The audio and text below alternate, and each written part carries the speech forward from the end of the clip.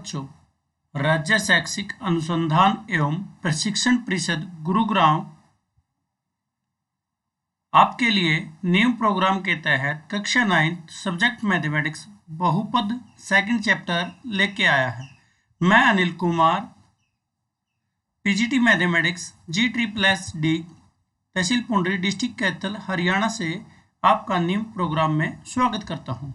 प्यारे बच्चों, आज हम बहुपद के जो पार्ट्स को लेके आए हैं उसमें हमारा सीखने का जो उद्देश्य है वो गुणनखंड प्रमेय को किस प्रकार से हल किया जाता है वो होगा।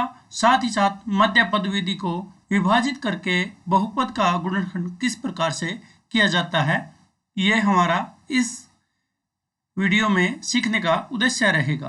प्यारे बच्चों, यदि हम 20 को 4 से विभाजित करते हैं तो हमें क्या प्राप्त होता है। ये क्वेश्चन को किससे मल्टीप्लाई किया जाए, जैसे स्क्रीन पर दिखाई दे रहा है 5 से मल्टीप्लाई कर दिया जाए तो हमारे पास 20 हो जाएगा और नियम अनुसार हमें इसके निशान चेंज करने पर ये घटाना पड़ेगा। तो 20 में से 20 जाएगा 0। अब यहाँ ये 20 क्या है, इस 20 को क्या नाम दे। इस 20 का नाम है भाज्य। 4 को क्या कहा जाए, 4 हमारा भाजक। अब 4 को 5 से गुना की थी तो 5 को क्या कहेंगे बच्चों, सोचो। 5 को हम भागफल कहेंगे। जब इसको हल करने के बाद जो ये हमारा 0 नीचे बचा है इसको क्या कहेंगे, इसको हम शेषफल कहेंगे। प्यारे बच्चों, भाज्य जो होता है वो भाजक गुना भागफल प्लस शेषफल के रूप में लिखा जाता है। प्यारे बच्चों, यदि शेषफल हमारे पास 0 होता है तो वहां उसका अर्थ होता है भाजक भाज्य का गुणनखंड है। तो प्यारे बच्चों, यही चीज अगर हम पोलिनोमियल पर करते हैं तो हमें क्या प्राप्त होता है। मान लीजिए हमारे पास px एक पोलिनोमियल है, उसको हम gx एक अन्य पोलिनोमियल से भाग करते हैं जिसकी डिग्री px की डिग्री से कम या उसके बराबर है। प्यारे बच्चों, qx हमने एक अलग से पोलिनोमियल लिया जिसकी gx से मल्टीप्लाई करते हैं तो हमारे पास p' आ जाता है। उसे हल करने पर मान लीजिए हमारे पास rx बचता है। तो px हमारा क्या है, भाज्य। qx क्या है, हमारा कोसेंट यानी कि भागफल। gx क्या है, भाजक। तो rx क्या है, शेषफल। ये अभी हमने पीछे पढ़ा था। प्यारे बच्चों, यदि rx 0 हो जाता है तो इस दिशा में हम कहेंगे कि gx px का गुणनखंड है। प्यारे बच्चों, हमारे पास शेषफल प्रमेय क्या है। शेषफल प्रमेय कहती है px को यदि किसी रैखिक बहुपद x - a से भाग कर दिया जाए तो शेषफल क्या होगा, pa बचता है। प्यारे बच्चों, px बहुपद है, उसको हमने x - a एक रैखिक बहुपद से भाग कर दिया। उसके बाद हमारे पास भागफल q आया।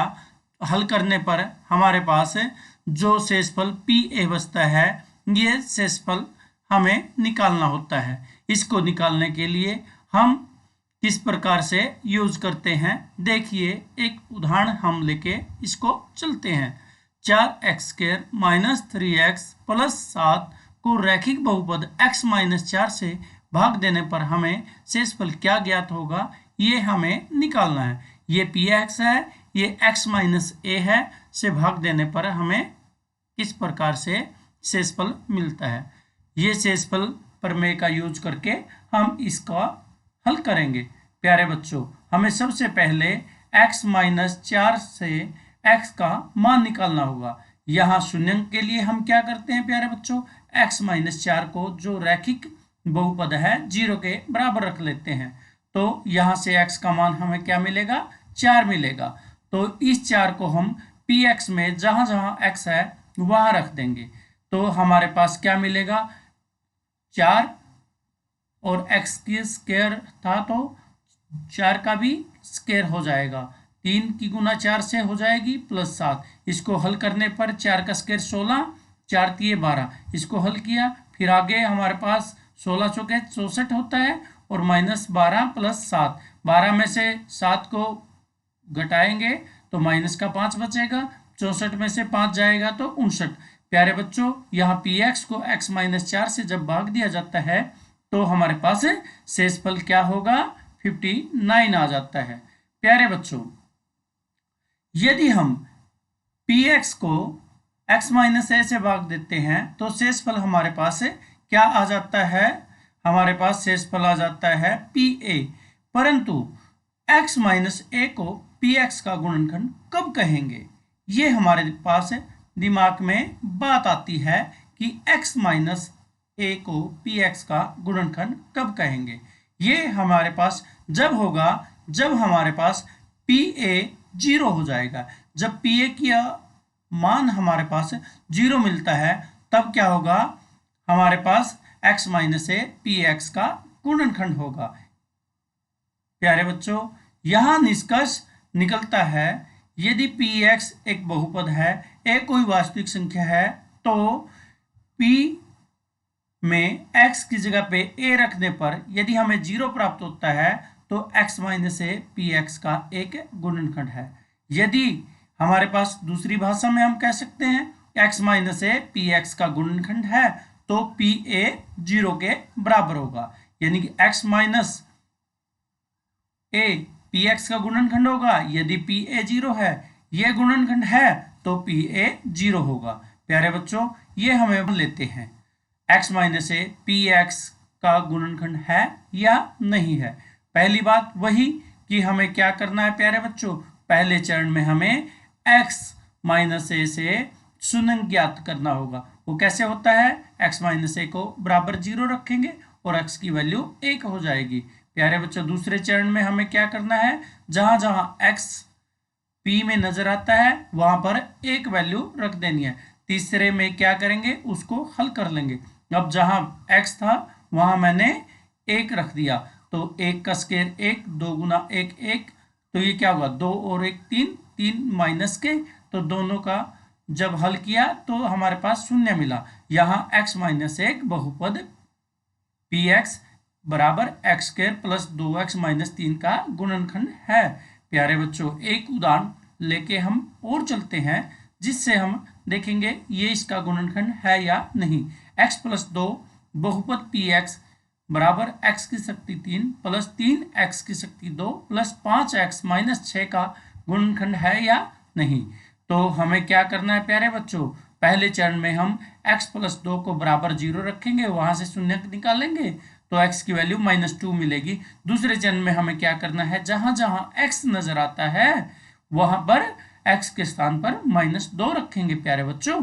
तो उसको हल करेंगे तो 2 माइनस का है उसकी शक्ति 3 हो जाएगी और 3 मल्टीप्लाई माइनस के 2 की शक्ति 2 प्लस 5 गुना -2 माइनस का 6। हमने यहाँ पी एक्स में जहां जहां x था वहां पर -2 रख दिया।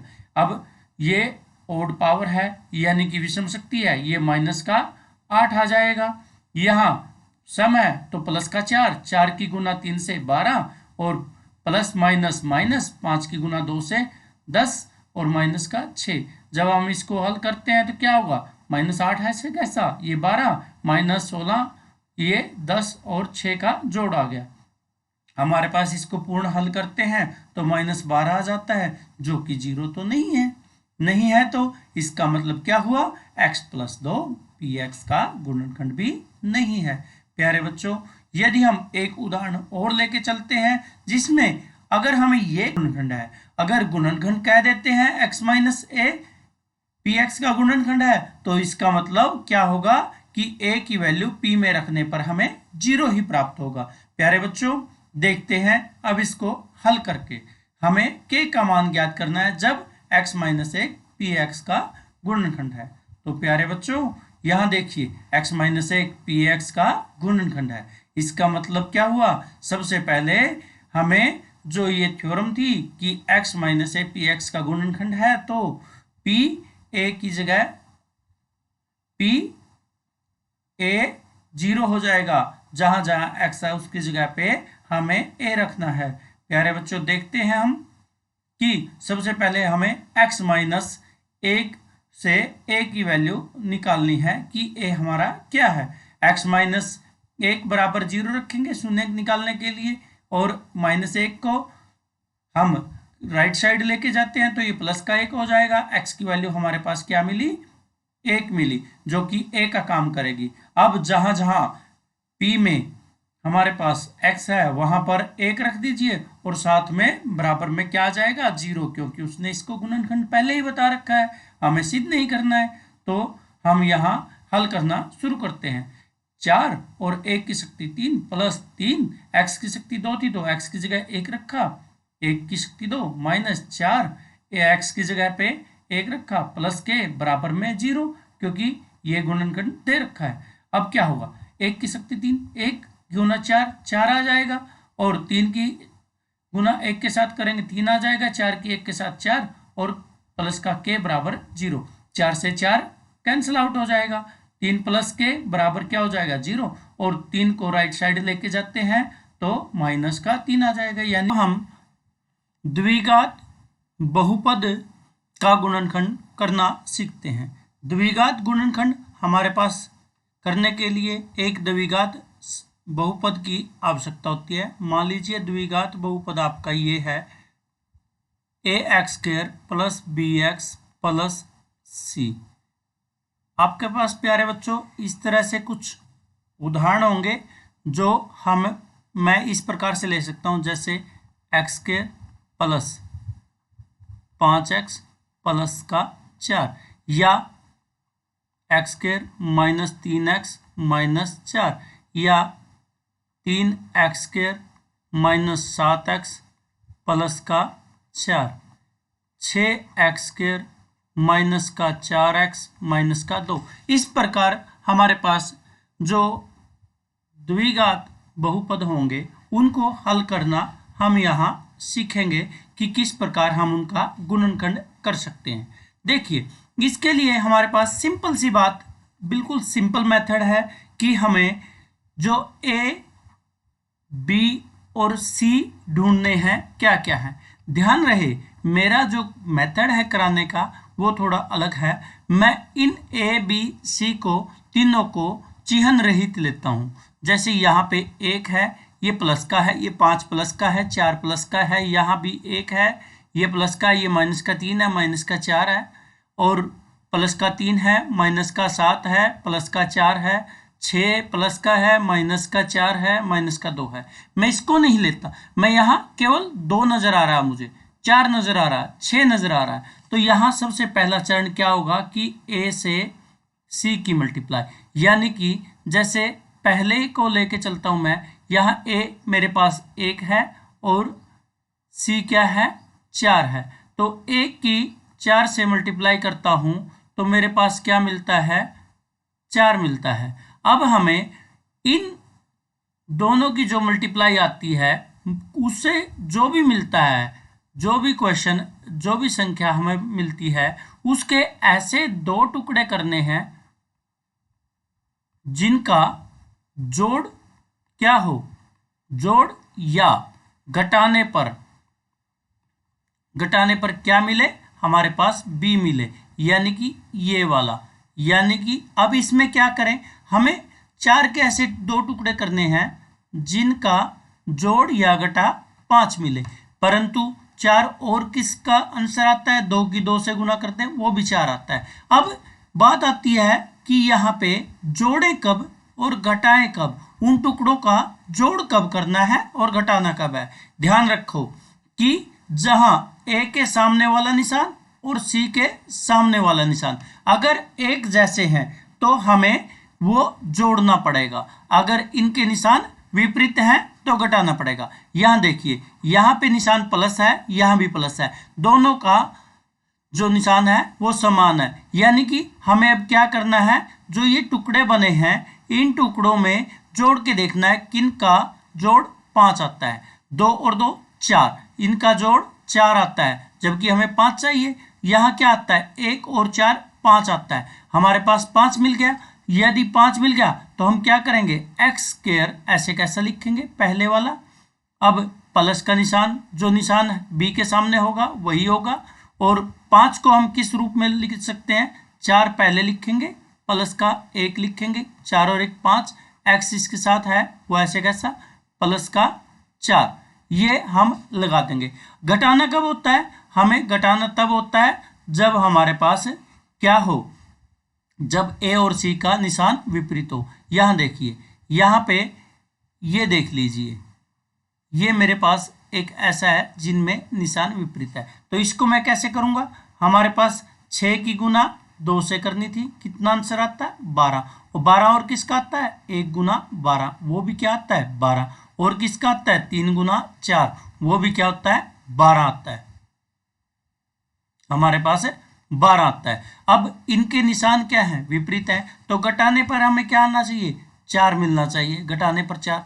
अब देखिए, बड़े में से छोटे को घटाना है, ध्यान रहे, बड़े में से छोटे को घटाना है। 4 में से 3 घटाएंगे, 1 मिला। क्या यहाँ 1 है? नहीं है। यहाँ 12 में से 1 को घटाया 11, क्या 11 है? नहीं है। 6 में से 2 को घटाया 4, मिल गया। तो इसको क्या से लिखेंगे हम? 6x², वैसे का वैसा, माइनस निशान है वो भी ऐसे कैसे रखा जाएगा, यानी कि ये निशान ऐसे कैसे रखना, केवल हमें किस में चेंज करना? 4 में। 4 में कैसे चेंज होगा? बड़ा आगे छोटा पीछे। घटाने पे आया तो घटा के लिखेंगे x एज इट इज, और यहाँ क्या आएगा? माइनस का 2। क्या आएगा? माइनस का 2। अब इसको हल करेंगे, दोनों तरीकों को साथ ही साथ चला रहा हूं मैं। अब क्या होगा? ये x के प्लस प्लस प्लस और 1 की x के साथ गुना 1 प्लस 4। यहां भी क्या करेंगे? 6x² ऐसे कैसा, माइनस 6 की x के साथ गुना 6x, और ये माइनस और माइनस प्लस 2 की x के साथ गुना 2x माइनस का 2। अब मैं दोनों को एक साथ इसलिए करा रहा हूं ताकि आपको यहां जोड़ने का और घटाने का दोनों का समझ में आ जाए कि डिफरेंस क्या है, कि जोड़ना कब है, घटाना कब है। अब इन दोनों में से उभयनिष्ठ, उभयनिष्ठ के बारे में आपको पता होगा। उभयनिष्ठ क्या होता है? वो संख्या होती है जो दोनों को भाग करती है। अब इन दोनों को तो केवल x ही भाग कर रहा है। पहले 2 में आपने देखना है कि दोनों में कौन किसको भाग कर रहा है। इन दोनों में x भाग कर रहा है, तो मैं क्या करूंगा? x बाहर ले लूंगा, और x² को भी कौन भाग करता है? x भाग करता है। और प्लस 4x को भी कौन भाग करता है? x भाग करता है। मैं इसको लिख लूंगा। और प्लस ये निशान ऐसे कैसे रखना है। अब यहाँ x और 4 में को कौन सा ऐसा संख्या है या अंक है जो भाग करता है, जिसमें हमें ये नजर आए कि इनको कोई भाग नहीं करता, वहां एक सबको भाग करता है। तो 1 लेंगे और x को भी 1 से भाग, प्लस 4 को भी 1 से भाग। अब इसको हल करेंगे, क्या आ जाएगा? ये हमारा x आ गया, और यहाँ एक x से एक शक्ति घट जाएगी, यानी कि अब बचेगा क्या? x अकेला। ये x से x कट गया, यहाँ क्या बचा? प्लस का 4। अब यहाँ प्लस का निशान 1 के साथ ऐसे कैसा, x को 1 से भाग करते हैं तो 1 x ही आएगा, और 4 को 1 से भाग करते हैं तो 4 ही आएगा। अब देखिए, ये दोनों जो फैक्टर हैं, हमारे टुकड़े हैं, अगर एक जैसे आते हैं तो इसका मतलब हमारे पास ये आंसर सेम है। तो हम इसको क्या करेंगे? x प्लस 4 एक बार लिख देंगे, और ब्रैकेट लगा के ये जो x है इसको हम यहाँ लिखेंगे, और जो दूसरे वाला ये बाहर बचा x प्लस 1 इसको इसके साथ लिख देंगे, और ये हमारा गुणनखंड हो गया। किसका गुणनखंड हुआ? ये हमारा हुआ x² प्लस 5x प्लस 4 का। इसी प्रकार अगर हम इसको हल करते हैं, 6x² माइनस 4x माइनस 2 को हल करते हैं, तो हमारे पास क्या होगा? इन दोनों में से देखिए, दोनों किस पे भाग होते हैं? ये 6 दोनों में है, x भी दोनों में है, तो मैं क्या करूंगा? तो मैं यहाँ लिखूंगा कि 6x। अब क्या होगा? 6x² भी किससे भाग होता है? 6x से, और माइनस 6x भी किससे भाग होता है? 6x से।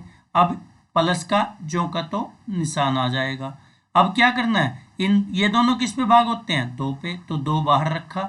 ये 2x भी किस पे भाग होता है? 2 पे, माइनस ये किस पे भाग होता है? 2 भी 2 पे। अब क्या होगा? 6x हमारा बाहर, 6 से 6 कैंसिल, एक x से एक x घट जाएगा पावर, तो क्या बचेगा? x बचेगा। यहाँ 6 से 6 कैंसिल, x से x कैंसिल, जब कुछ नहीं बचा तो क्या बचता है, 1 बचता है। यहाँ प्लस का 2 वैसे का वैसा, ये क्या होगा, 2 से 2 कैंसिल, बचा x, ये 2 से 2 कैंसिल, कुछ नहीं बचा तो क्या बचेगा, 1। अब देख रहे हो आप, यहाँ x माइनस 1 और यहाँ भी x माइनस 1 बचा है, तो हम क्या करेंगे, x माइनस 1 को एक बार लिखेंगे और बाकी बचा ये 6x, इसको यहाँ आगे लिख देंगे और ये प्लस का 2 बचा तो इसको हम प्लस लगा के 2 लिख देंगे। तो ये हमारे पास इसका बच्चों। अब ये उदाहरण लीजिए, आपके पास क्या है कि x² प्लस 5x प्लस 6 आपके पास दिया हुआ है। अब इसका गुणनखंड करना है। देखिए आपके पास यहाँ पे 1 है और यहाँ पे 6 है, तो आपको 1 की 6 से गुना करनी है, आपका आंसर आएगा 6। आपका आंसर क्या आएगा, 6। 6 और किसका आंसर आता है, 2 गुना 3, वो भी क्या आता है, 6 आता है। अब आपको क्या देखना है कि 1 के सामने का जो चिन्ह है और 6 के सामने का चिन्ह एक जैसे हैं, तो हमें क्या करना है, याद कीजिए मैंने बताया था अगर निशान सेम हो तो जोड़ना है। 1 और 6 को अगर हम जोड़ते हैं तो हमारे पास आंसर कितना आता है, हमारे पास आंसर आता है 7। तो हमारे पास क्या आएगा आंसर, 7। अगर 2 और 3 को जोड़ते हैं तो आंसर क्या आता है, 5। तो हमें 5 ही चाहिए, तो हमारे आंसर क्या हुए, तो हमें इसके अंदर क्या रखना पड़ेगा, 5 की जगह पे हमें रखना पड़ेगा 3 प्लस 2 और x एज इट इज और 6 भी ऐसे कैसा। हमें किस में चेंज करना, केवल हमें 5 में चेंज करना था। 5 में क्या चेंज करना था, ऐसे 2 टुकड़े करने थे जिनका जोड़ 5 आता हो गुना 6 आती हो। तो अब हम इसको आगे सोल्व करेंगे तो क्या होगा बच्चों, x² प्लस 3 के साथ x 3x आ गया, 2 के साथ x 2x आ गया और 6। अब प्यारे बच्चों क्या आएगा, अब इन दोनों में देखिए, इन दोनों में क्या कॉमन आ रहा है, x तो आएगा ही आएगा, तो x कॉमन आ रहा है। फिर x² भी किससे भाग होता है, x से भाग होता है, प्लस 3x भी किससे भाग होता है, x से भाग होता है। फिर प्लस ये निशान ऐसे कैसा, अब ये दोनों किस पे भाग होते हैं, 2 पे, तो क्या होगा, 2x भी किस पे भाग होता है, 2 पे, और 6 भी किस पे भाग होता है, 2 पे। अब ये एक x से एक पावर कट जाएगी और इस x से x कट जाएगा, तो हमारे पास आगे आंसर क्या आएगा, यहाँ क्या बचा x, यहाँ क्या बचा प्लस का 3। अब प्लस का 2 यहाँ ऐसे कैसा, 2 से 2 कटा, यहाँ क्या बचा x प्लस 2 की कैंसिल करते हैं, 6 और 2 को कैंसिल करते हैं तो क्या आएगा, 2 तिये 6, तो ये भी यहाँ 3 बचा।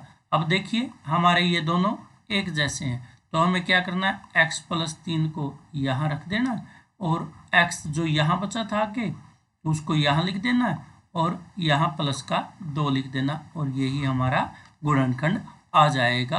किसका गुणनखंड है ये है x² प्लस 5x प्लस 6 का। अब ये क्वेश्चन आपके लिए है कि आप इस क्वेश्चन को किस प्रकार से सॉल्व करते हैं।